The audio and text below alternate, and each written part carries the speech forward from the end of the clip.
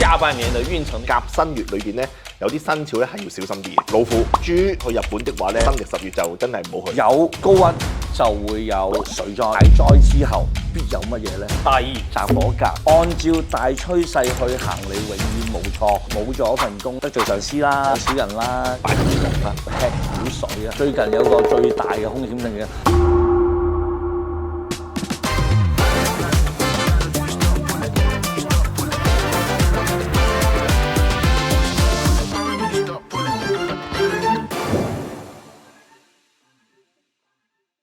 我一直都好想人教人八字嘅，因為好多人嘅八字咧都冇運行，財運唔好，事唔好，發揮唔到好嘅八字表現啦。你知道自己命盤的話咧，就可以發揮得好好，工作可以表現得好好，財運可以改善得好好。所以我好想開呢個今次八字公開課咧，教識更加多人去知道八字，知道自己八字嘅優點同埋缺點，知己知彼，百戰百勝。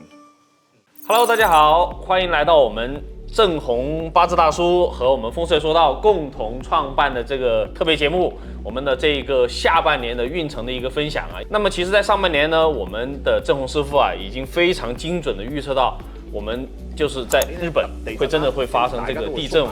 這一次我們也希望邀請到兩位老師為我們預判一下下半年的一個發展趨勢，好嗎？那首先邀請我們正紅老師先講，好嗎？好啦，我哋上半年都講咗話日本會地震啦。喂，正真係日本嘅鹿兒島震得好緊要啊！佢震到連香港都感受到震盪。講真啦，嗰日咧，香港感受到震嗰陣時，其實我喺日本。對啊，你都去過兩次了，已經上半年。係啊，香港震嗰陣時，咪我咁感受得到，我感受唔到我喺日本。所以你叫明知故去啊！係啊，你明知會震，你就要去的啦。係啊，震嘅地方係最安全嘅地方。所以變咗咧，下半年講咧，就係其實你地震嚟講咧，都仲會有嘅，但有冇上半年咁頻繁咧，都唔會嘅。始終今年乙巳年咧震嘅幅度咧次數比較多。上半年已經震得好多，下半年咧震嘅次數比較少。所以變啦，下半年咧其實嚟講整體嚟講經濟其實係好咗，因為上半年比較上多一啲麻煩同埋阻滯啊。而去到下半年啦，因為而家我哋都係講舊歷6月啦，嚟緊開始舊歷7月啦，即是係8月。8月係甲申月，甲申月呢個月裏邊咧，其實有個好開始。甲嘅開始之後呢下半年咧，其實個運勢啊、經濟活動啊都會好多，但係要注意甲申月裏邊咧有啲生肖咧係要小心啲嘅。比如說呢？老虎。老虎，為什麼老虎要小心？因為老虎咧係三刑啊。蛇年寅巳申。申月申月老虎，人生至三刑啊，所以舊歷7月。新歷8月老虎嘅生肖咧，去旅行就小心啲啊，唔好揸車啊，出入咧小心交通意外啊，其他生肖就冇乜問題。整體嚟講，下半年咧經濟活動啊、社會啊都會好好多。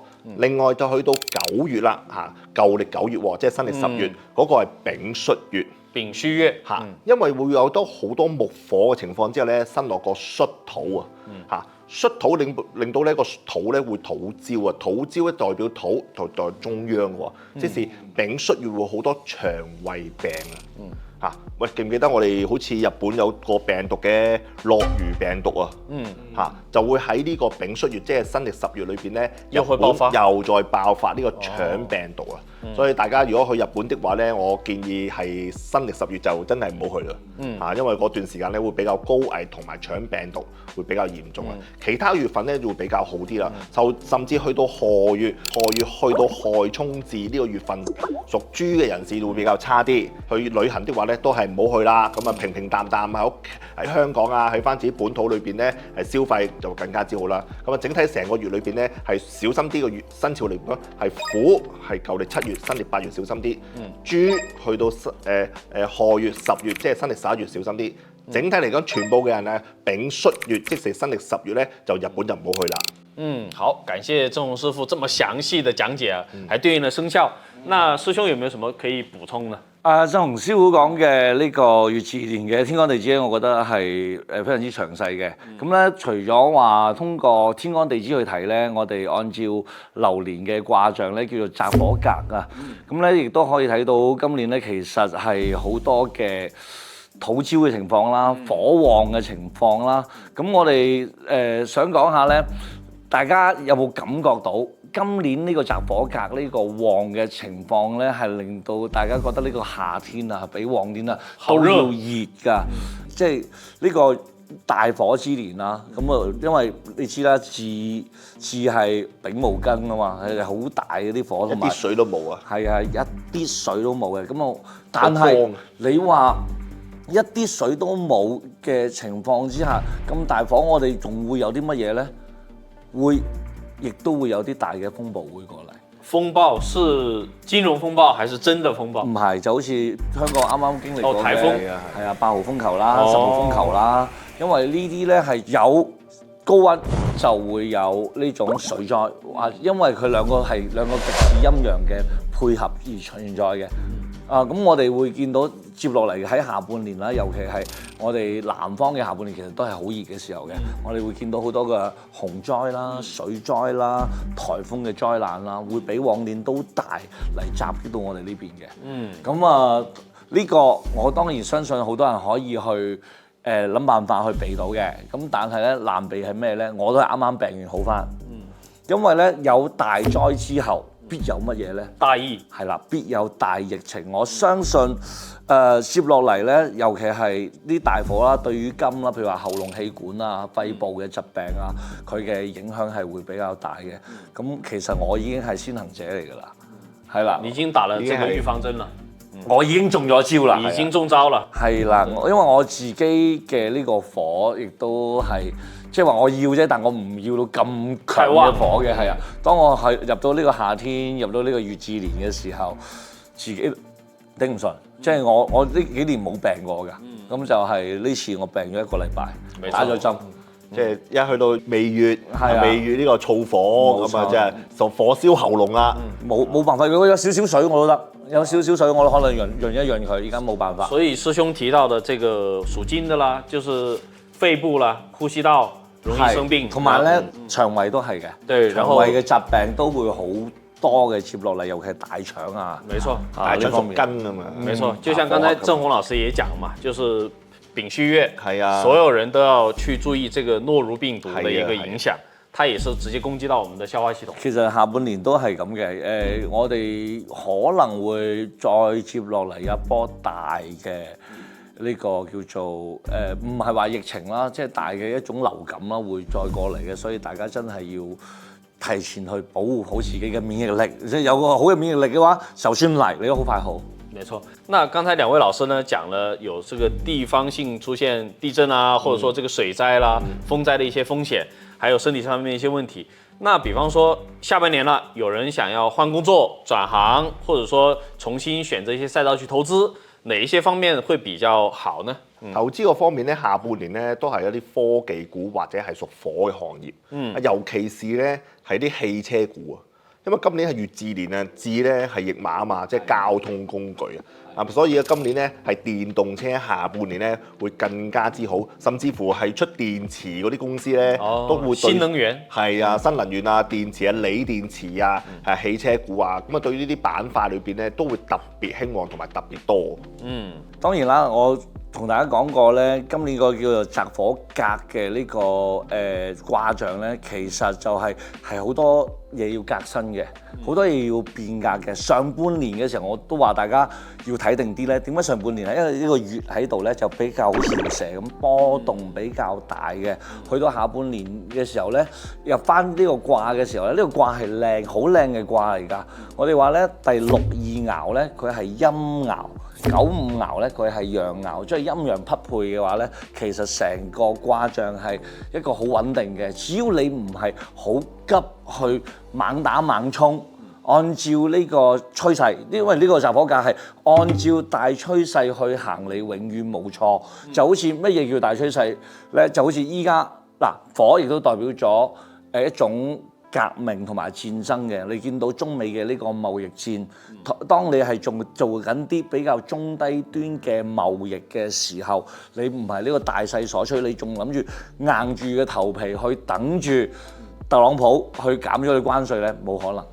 要變化，要革新。你要變，你要諗下我如果好似我哋有個朋友，佢都做玩具㗎啦，係咪先？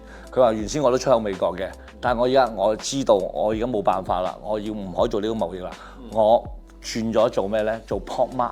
哦，做公仔，做轉型啊，都係做翻我嘅內需，供翻俾中國嘅公司咁我就冇咗呢個貿易，我就做翻 Labubu。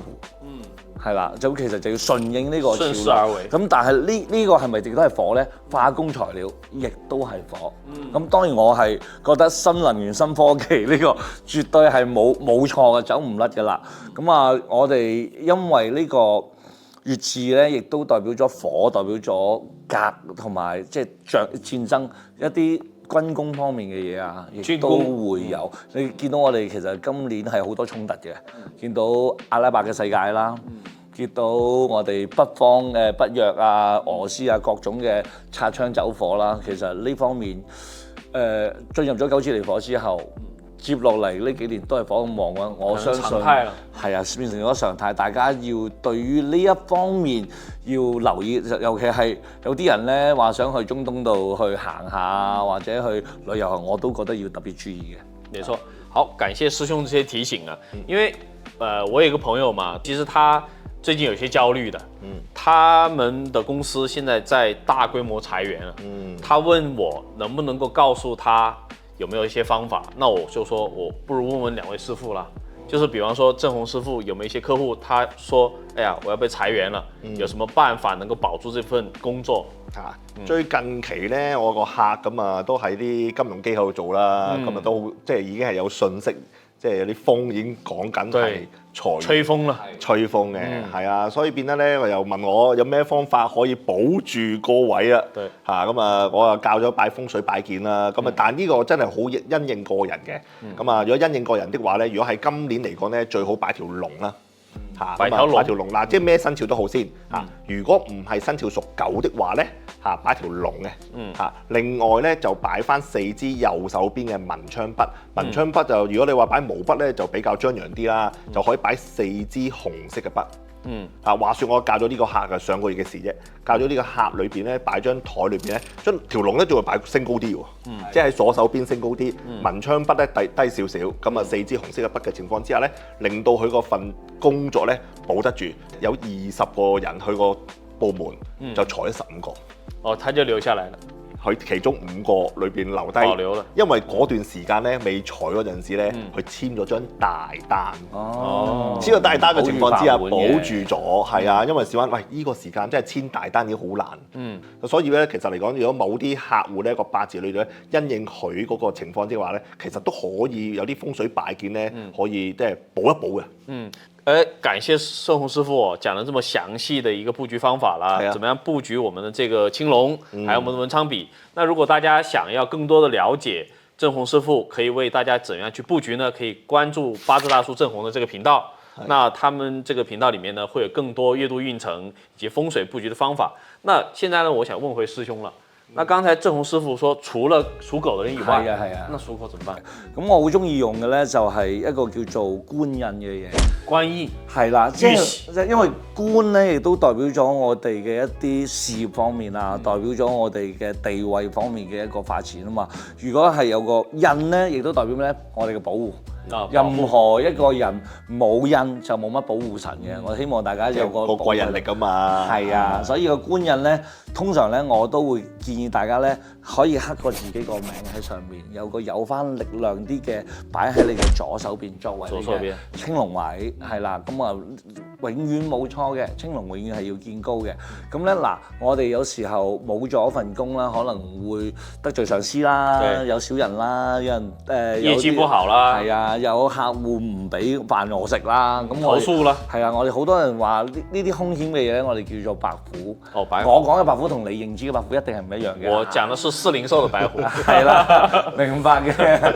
跟住咧，嗱，我哋風水上面咧，仲有一個好得意嘅方法咧，叫做吃虎水啊。即係揾隻白虎咧，俾啲水去飲啊！讓跳進去，冇錯啦。跟住喺我哋嘅右手邊，即係你張台啦，喺我右手邊最前面嘅地方咧，揾個細細地嘅碗，整杯水喺度，或者整碗水喺度，餵佢飲。係啦，嗰啲你會引個白虎入去咧，就會跳入去啦，等於個井咁樣嘅。跟住咧你就可以避免咗呢個白虎對你嘅影響。係啊，我哋咁避免個是非。所以這個是不論生肖屬狗啊，或者說屬什麼的都可以用。道家啲嘢就這兩個都可以用。咁啊屬虎使唔使避開屬猴嘅咧？我哋呢個唔使嘅，因為咧點解咁樣講咧？因為咧無論係乜嘢，我都自動跳入去啦。所以即係跳嗰隻老虎跳咗落個井度咧，就唔會衝過馬騮啦。係啦，冇錯啦。你個馬騮你自己識爬翻上嚟㗎啦。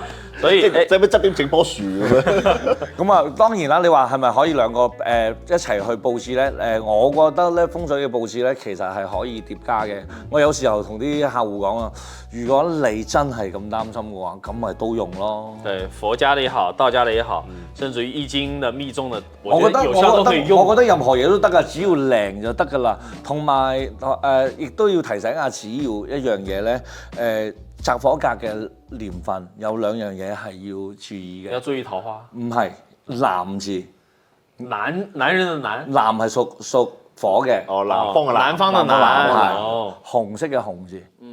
亦都係屬火嘅，因為呢啲都好有風險性。最近有個最大嘅風險性嘅南京紅啫。哦，嗰個唔係驚險喎。我不是好這個龍陽之癖的人啊。係啊，我不要被師兄誤導。冇錯，呢個係好火紅啊嘛。明白。但係會令到你呢個嚟都嚟啦。係啊，有赤子之心嘅人會動搖啊嘛。嚟都嚟啦。攻擊性好強，破壞性好突出。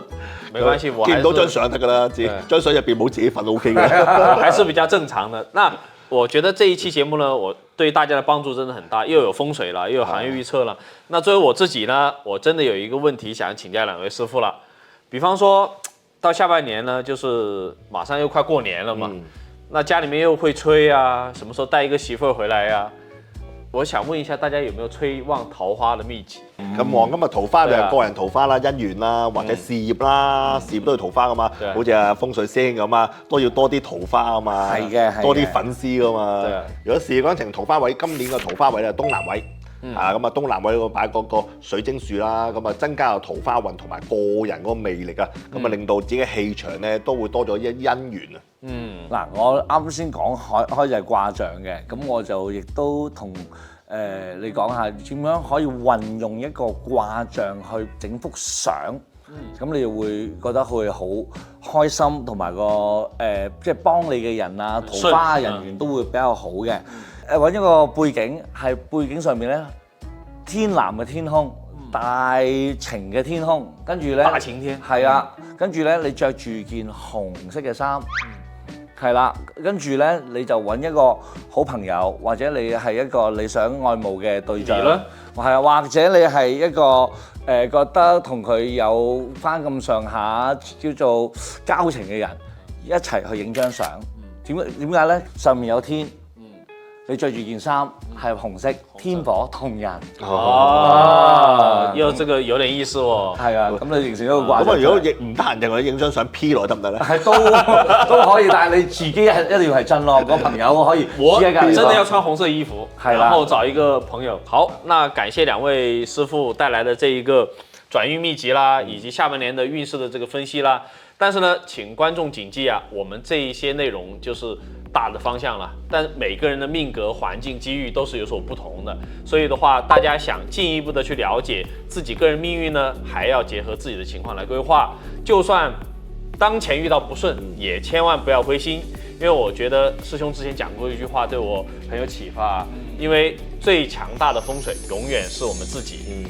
好，那感謝兩位師傅的一個介紹，我們下期節目再見，拜拜。